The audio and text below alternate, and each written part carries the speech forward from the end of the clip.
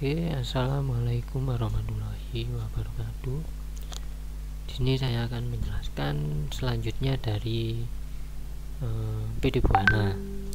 Jadi kemarin kalian sudah menyusun jurnal khusus, merekapitulasi, setelah itu sudah posting ke buku besar, membuat neraca saldo. Sekarang kita lanjutkan ke menyelesaikan siklus akuntansi. Yang awal kalian harus kerjakan yaitu membuat jurnal penyesuaian. Di soal ini juga sudah terdapat data bahan dan alat neraca saldo 31 Desember 2019. Jadi ini neraca saldo yang setelah buku besar. Dan berikutnya ada dokumen-dokumen transaksi yang diperlukan untuk penyesuaian atau data penyesuaiannya. Oke, kita langsung saja bahas dari dokumen 1, bukti memorial.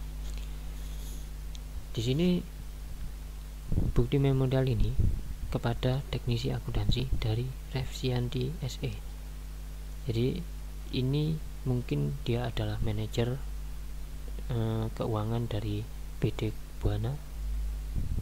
Dia menyerahkan kepada teknisi akuntansi untuk membuat jurnal penyesuaian.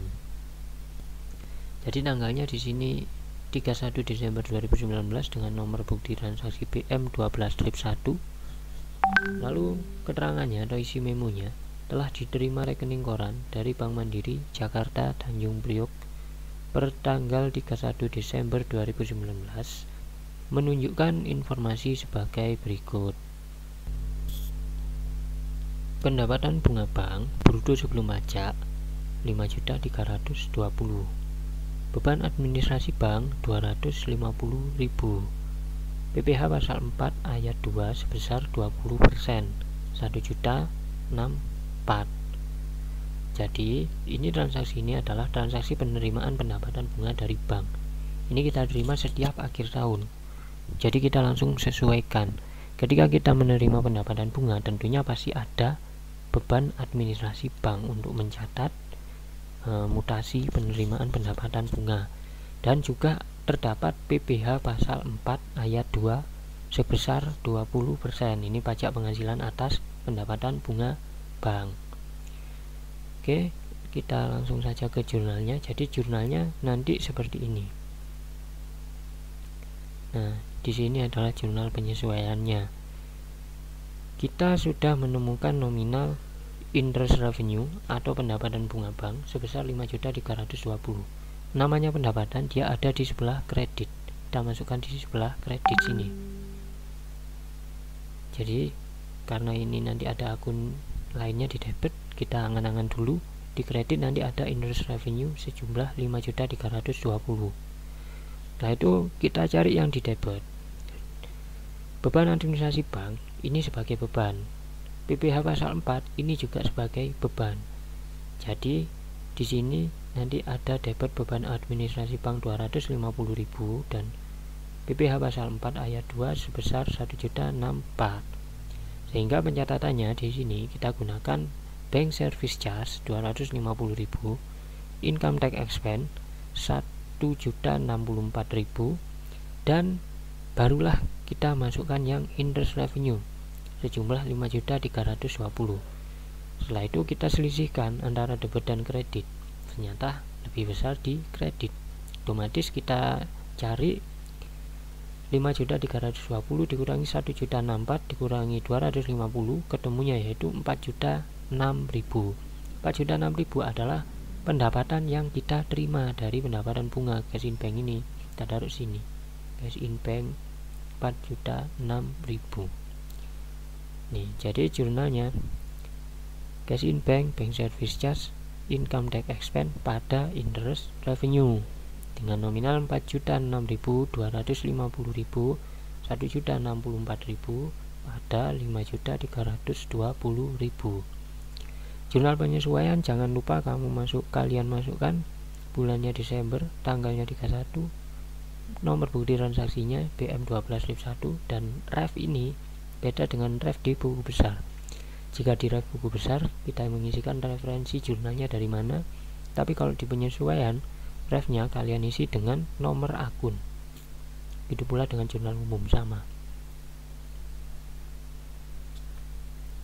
Selanjutnya kita ke dokumen transaksi yang kedua. Sama, ini dari Revsian di SE menyuruh teknisi akuntansi untuk membuat jurnal penyesuaian. Data penyesuaian akhir periode, sebentar, nomornya di sini nomor buktinya BM12-2. Tanggalnya sama 31 Desember. Oke, langsung saja di sini data penyesuaian akhir periode, persediaan barang dagang sama dengan kartu persediaan.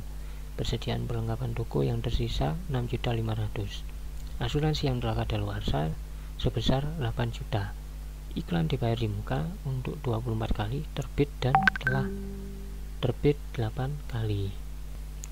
Oke, perlu diingat kembali untuk pencatatan perlengkapan yang kita cari adalah yang terpakai. Jadi kalau dibunyinya data penyesuaian tersisa, maka harus kita cari nominal yang ada di neraca saldo. Jadi kita lihat neraca saldo. Oke, saya lihat di sini aja. Kita cari store supplies. Nih, store supplies di sini sejumlah 10.700.000. Kita kurangkan dengan 6.500.000 sehingga ketemunya nanti adalah 4.200.000. Nanti jurnalnya adalah store supplies expense pada store supplies sejumlah 4.200.000. Jangan lupa diisi tanggalnya dan bukti transaksi serta nomor akunnya di kolom ref. Berikutnya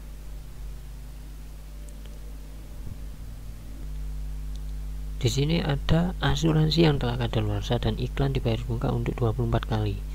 Jadi perlu diingat, untuk penyesuaian ini maksudnya adalah penyesuaian prepaid expense atau beban dibayar di muka. Di situ ada dua pendekatan, yaitu pendekatan neraca dan pendekatan laba rugi atau beban. Jadi kalau pendekatan harta yang harus kita cari adalah yang telah menjadi beban. Kalau pendekatan laba rugi yang kita cari adalah yang belum menjadi beban. Sedangkan di sini semuanya yang telah menjadi beban. Karena di sini bunyinya gini, asuransi yang telah kadaluarsa. Jadi kalau sudah kadaluarsa kita sudah membayar atau sudah menjadi beban. Berikutnya iklan dibayar di muka untuk 24 kali terbit dan telah terbit 8 kali. Yang kita cari yang terbit 8 kali. Nanti sudah menjadi beban. Oke, sehingga nanti jurnal untuk yang asuransi yang telah kadaluarsa ini kita bunyinya nanti beban asuransi pada asuransi dibayar di muka. Begitu pula dengan yang ini, karena yang kita catat adalah yang sudah terbebani untuk perusahaan, sehingga jurnalnya untuk yang asuransi bunyinya nanti seperti ini.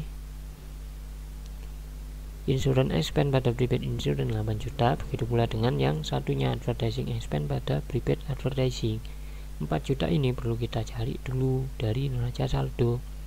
Tadi terbitnya harusnya 24 kali. Kita cari nominalnya di prepaid. Nih ya, yang advertising. Nih, prepaid advertising 12 juta. 12 juta kita bagi dengan 24, ketemunya 500. 500 kita kali dengan 8 kali terbit, ketemunya adalah 4 juta. Sehingga di jurnal advertising expense pada prepaid advertising 4 juta. Jangan lupa diisi kolom refnya dengan nomor akun. Oke, saya lanjutkan ke dokumen selanjutnya. Sebelumnya di dokumen 2 ini tadi yang pertama ada persediaan barang dagang sama dengan kartu persediaan. Dia ini hanya memo saja. Jadi di sini kamu perintahnya hanya mengecek, kalian sebagai teknisi akuntansi, kalian lihat nominal persediaan barang dagangnya apakah sudah sesuai dengan yang ada di kartu persediaan atau inventory card yang ada di soal pertama waktu jurnal. Berikutnya kita ke dokumen transaksi 3. Sama ya, bukti memorial teknisi akuntansi yang mengerjakan dari Revsian di SE dengan nomor BM 12-3 tanggal 31 Desember 2019. Yang pertama di sini ada cadangan kerugian piutang ditaksir sebesar 2,5% dikali saldo piutang dagang akhir periode. Yang kedua, listrik dan telepon bulan Desember sebesar 4.650.000 akan dibayar pada tanggal 10 Januari 2020. Berikutnya ada beban gaji dan upah BPH pasal 21 yang dipotong gaji yang masih harus dibayar, ini rinciannya. Jadi di sini perlu diingat kembali dari awal, metode kerugian piutang itu ada dua. Yang pertama langsung dan yang kedua pencadangan. Jika menggunakan metode langsung maka harus ditutup dengan piutang. Tapi kalau menggunakan metode cadangan maka kita harus mencadangkan dulu, sehingga jurnalnya nanti kredit adalah cadangan kerugian piutang. Oke, kita langsung saja hitung 2,5% dari saldo piutang dagang. Kita ke neraca saldo. Nah, di sini kita cari kondisi variabelnya. Nah, ini kondisi variabelnya 995.170. Saya hitung di sini. Ini kita kalikan 2,5%, sehingga muncul 24.879. Karena ini cadangan kerugian piutang, di perusahaan ini juga ada allowance for doubtful debt atau cadangan kerugian piutang, maka cadangan yang baru ini harus dikurangi dengan yang ada di neraca saldo, sehingga ketemunya nanti ini kita kurangi dengan ini ya, ini yang kita catat di jurnal penyesuaian. Sehingga di jurnal penyesuaian, karena ini menggunakan metode pencadangan, di soalnya ada cadangan kerugian piutang bunyinya, maka bad debt expense pada allowance for doubtful debt atau beban kerugian piutang pada cadangan kerugian piutang sejumlah Rp5.879.250. Jadi dua metode tadi jika menggunakan bahasa Inggrisnya yaitu direct method dan indirect method. Yang direct itu ditutup dengan piutang, yang indirect dicadangkan. Ke jurnal berikutnya. Di sini ada dua listrik telepon bulan Desember akan dibayar tanggal 10 Januari. Jadi di sini bebannya akan terutang. Ini nanti akan muncul jurnal beban terutang atau accrued expense. Jadi gampang aja, langsung di penyesuaian nanti bunyinya telepon, water and electric expense sejumlah 4.650 di debit pada accrued expense 4.650. Begitu pula dengan transaksi yang ketiga, beban gaji dan upah di sini 25.800, BPH-nya 2.105 dan gaji yang masih harus dibayar 23.695. Jadi gaji yang masih harus dibayar ini adalah beban terutang. Jadi jurnalnya nanti bunyinya seperti ini. Wages and salaries expense kita taruh di sebelah debit 25.800, pajaknya kita taruh di kredit. Income tax payable karena masih terutang 2.105, dan accrued expense ya kita taruh di kredit karena dia adalah beban terutang, beban gaji yang terutang Rp23.695.000.